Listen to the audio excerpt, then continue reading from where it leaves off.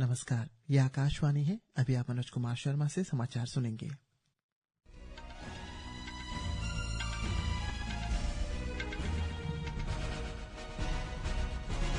पहले मुख्य समाचार।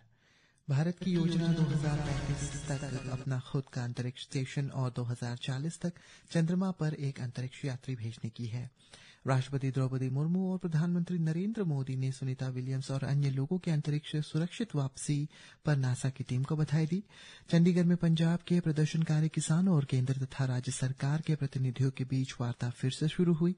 गृह मंत्री नित्यानंद राय ने कहा है कि केंद्र आतंकवाद को खत्म करने के लिए कड़े कदम उठा रहे हैं।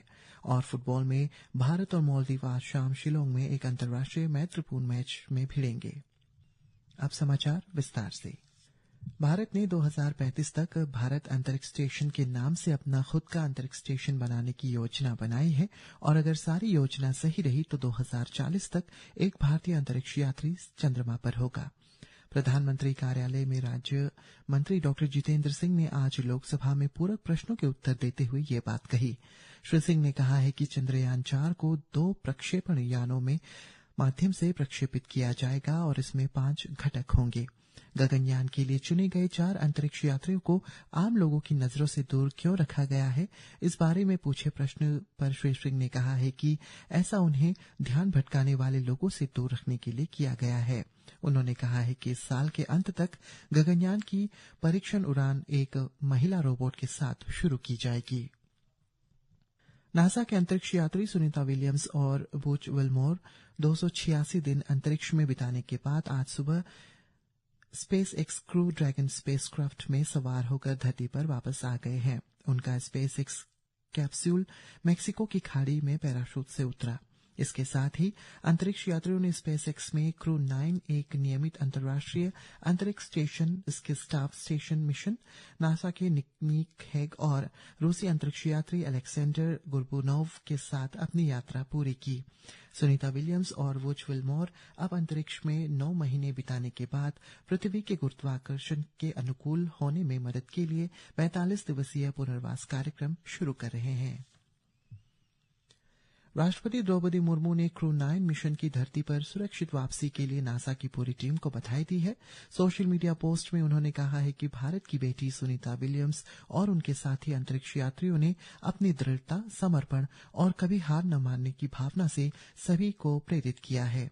उन्होंने कहा है कि अंतरिक्ष यात्रियों की ऐतिहासिक यात्रा दृढ़ संकल्प, टीम वर्क और असाधारण साहस की कहानी है। प्रधानमंत्री नरेंद्र मोदी ने क्रू 9 मिशन की धरती पर सुरक्षित वापसी सुनिश्चित करने के लिए अथक परिश्रम करने वालों को बधाई दी और उनके प्रयासों की सराहना की। सोशल मीडिया पोस्ट में उन्होंने कहा है कि सुनीता विलियम्स और क्रू 9 अंतरिक्ष यात्रियों ने एक बार फिर दुनिया को दिखा दिया है कि दृढ़ता का असली मतलब क्या होता है। श्री मोदी ने कहा है कि विशाल अज्ञात के सामने उनका अटूट दृढ़ संकल्प हमेशा लोगों को प्रेरित करेगा। सुनीता विलियम्स की भावना और प्रयासों को रेखांकित करते हुए श्री मोदी ने कहा है कि उनके अपने पूरे करियर में इस भावना का उदाहरण दिया है। उन्होंने आगे कहा है कि अंतरिक्ष अन्वेषण मानव दक्षता की सीमाओं को आगे बढ़ाने, सपने देखने की हिम्मत और उनको साकार करने में बदलना और साहस रखने के बारे में ये निष्पक्ष है। विदेश मंत्री डॉक्टर एस जयशंकर ने आज नई दिल्ली में रायसीना डायलॉग 2025 में राष्ट्रीय सुरक्षा और व्यावसायिक निर्णयों के बढ़ते अभिसरण पर बात कही। वैश्विक आर्थिक रणनीतियों में बदलाव पर प्रकाश डालते हुए उन्होंने कहा है कि आज दुनिया राष्ट्र सुरक्षा को ध्यान में रखते हुए व्यावसायिक निर्णय लेती है, जैसा पहले नहीं किया जाता था। डॉक्टर जयशंकर ने कहा है कि कैसे देश अब लागत प्रभावशालिता के बजाय सुरक्षित और विश्वसनीय साझेदार को प्राथमिकता देते हैं।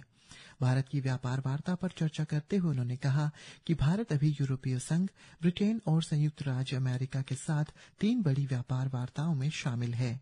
उन्होंने कहा है कि भारत के विकास बाजार, प्रौद्योगिकी और रणनीतिक साझेदार है। इलेक्ट्रॉनिक्स एवं आईटी मंत्री अश्विनी वैष्णव ने कहा है कि ऑनलाइन जुआ और सट्टेबाजी गतिविधियों से निपटने में उल्लेखनीय सुधार हुआ है।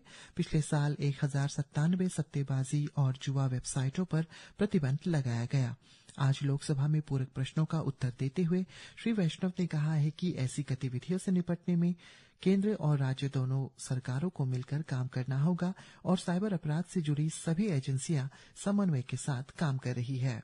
श्री वैष्णव ने कहा है कि साइबर दुनिया के नकारात्मक प्रभावों के बारे में बाजार में जागरूकता फैला रही है।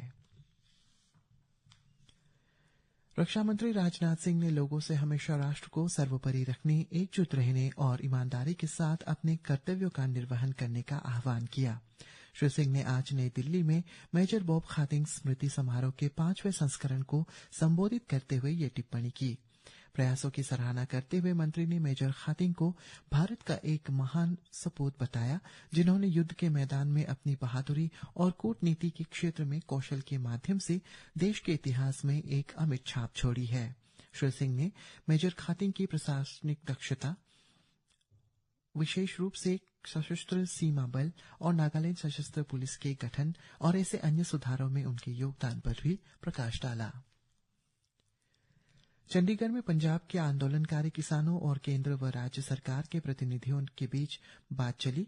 केंद्र की ओर से केंद्रीय कृषि मंत्री शिवराज सिंह चौहान, वाणिज्य मंत्री पीयूष गोयल और उपभोक्ता मामलों के मंत्री प्रहलाद जोशी मौजूद रहे, जबकि पंजाब सरकार की ओर से पंजाब के कृषि मंत्री गुरमीत सिंह खडिया, वित्त मंत्री हरपाल सिंह चीमा और कैबिनेट मंत्री चेतन सिंह जोरा माजरा मौजूद रहे।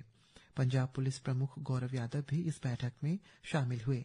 किसानों का प्रतिनिधित्व संयुक्त किसान मोर्चा गैर राजनीतिक के अध्यक्ष जगजीत सिंह डलेवाल और किसान मजदूर मोर्चा के प्रमुख सरवन सिंह पंढेर कर रहे हैं। केंद्र सरकार द्वारा ये बैठक बुलाई गई है, जो गत 22 फरवरी को हुई पिछली बैठक के सिलसिले में है। सरकार ने आतंकवाद के खिलाफ जीरो टॉलरेंस की नीति अपनाई है, जिसके परिणाम स्वरूप देश में आतंकी घटनाओं में उल्लेखनीय कमी आई है। आज राज्यसभा में सवालों के जवाब देते हुए गृह राज्य मंत्री नित्यानंद राय ने कहा है कि केंद्र सरकार देश के आतंकवाद को खत्म करने के लिए कड़े कदम उठा रही है। श्री राय ने कहा है कि सरकार राष्ट्रीय जांच एजेंसी एनआईए को और मजबूत किया है, ताकि वे देश के बाहर भी आतंकी घटनाओं और गतिविधियों की जांच कर सके। उन्होंने कहा है कि एनआईए लंदन में भारतीय उच्चायोग और सैन्य फ्रांसिस्को के भारतीय महावाणिज्य दूतावास पर हुए हमले से संबंधित घटना की जांच कर रही है। राष्ट्रीय जांच एजेंसी एनआईए आतंकवादी घुसपैठ मामले में जम्मू में कई स्थानों पर तलाशी ले रही है। एनआईए अधिकारियों ने बताया है कि 12 स्थानों पर तलाशी चल रही है। जम्मू क्षेत्र में प्रतिबंधित संगठनों से जुड़े सक्रिय आतंकवादियों की घुसपैठ की सूचना के आधार पर पिछले साल मामला दर्ज किया गया था। केंद्रीय गृह मंत्री अमित शाह ने आज सीआरपीएफ दिवस पर केंद्रीय रिजर्व पुलिस बल के जवानों को शुभकामनाएं दी। सोशल मीडिया पर एक पोस्ट में उन्होंने कहा है कि ये वह दिन है जब 1950 में बल को राष्ट्रध्वज से सम्मानित किया गया था। श्री शाह ने कहा है कि इसकी वीरता और बलिदान देशभक्तों की पीढ़ियों को प्रेरित करता रहेगा। देवेंद्र मुनेत्र कड़गम डीएमके के सांसदों ने कांग्रेस, वामपंथी और अन्य दलों के सांसदों के साथ मिलकर आज लोकसभा और विधानसभा सीटों के प्रस्तावित परिसीमन के मुद्दे पर संसद के बाहर विरोध प्रदर्शन किया। उन्होंने इस मुद्दे पर नारे लगाए।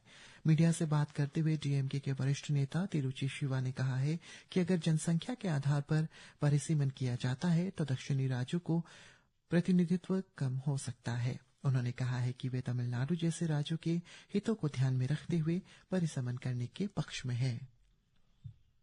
भाजपा ने आज कहा है कि प्रधानमंत्री नरेंद्र मोदी के नेतृत्व में भारत की अद्वितीय कूटनीति स्थिति, मान्यता और प्रशंसा की हकदार है।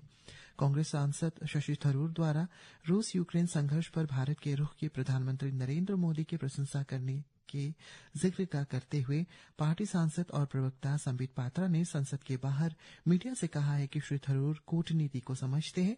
उन्होंने लंबे समय तक संयुक्त राष्ट्र में काम किया है और वे श्री मोदी के फैसले की सराहना करते हैं।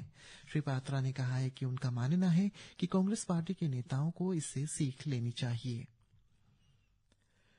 फुटबॉल में भारत और मालदीव आज शाम शिलोंग में अंतर्राष्ट्रीय मैत्रीपूर्ण मैच में आमने सामने होंगे। मैच आज शाम 7 बजे शुरू होने वाला है। ये मैच इसी महीने की 25 तारीख को इस स्थान पर बांग्लादेश के खिलाफ होने वाले महत्वपूर्ण एएफसी एशियाई कप क्वालिफायर के लिए एक ड्रेस रिहर्सल होगा। इसी के साथ ही समाचार बुलेटिन समाप्त हुआ। नमस्कार।